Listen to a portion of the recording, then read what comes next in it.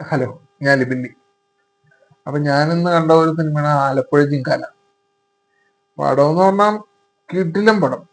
അത് ഫൈറ്റും കാര്യങ്ങളൊക്കെ ആയിട്ടുള്ള ഒരു കിടിലം ഒരു അടിപ്പടം, അങ്ങനെയാണ് പറയാം.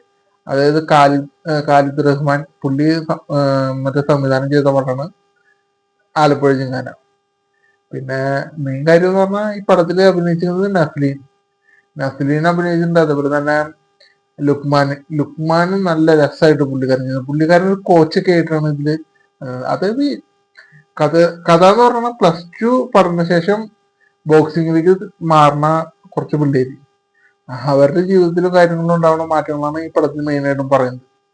പിന്നെ ഗണപതി എന്ന് പറഞ്ഞ പുള്ളിക്കാരൻ ഗംഭീരമായിട്ട് ചെയ്തിട്ടുണ്ട്. കുറേ ആക്ടേഴ്സ് ഉണ്ട്, കുറേ പിള്ളേരാണ്. കൃത്യമായിട്ട് പേര് ഞാൻ എടുത്തു പറയുന്നില്ല. എന്തായാലും പടം ഒരു മസ്റ്റ് വാച്ച് നല്ല ഒരു തിയേറ്റർ വാച്ചബിൾ ആയിട്ടുള്ള ഒരു പടമാണ് ആലപ്പുഴ ജിങ്കാന. അതായത് നല്ല നല്ല പാട്ടും കാര്യങ്ങളും, അതായത് എങ്ങനെ ഇപ്പൊ സ്പോർട്സ്മാൻ സ്പിരിറ്റ് ഇല്ലേ, ആ അതൊരു കിട്ടുന്ന ഒരു പടമാണ്.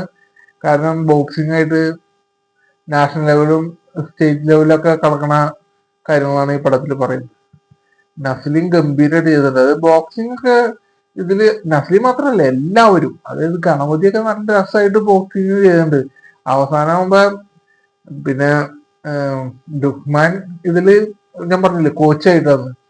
പുള്ളിക്കാരന്റെ ഓരോ ഇടിക്കുള്ള ഒരു പഞ്ചും കാര്യങ്ങളൊക്കെ അതിൽ ശരിക്കും നമുക്ക് തീർന്ന സൗണ്ടും ഒരാൾക്ക് കൂടി നമുക്ക് അറിയാൻ പറ്റും.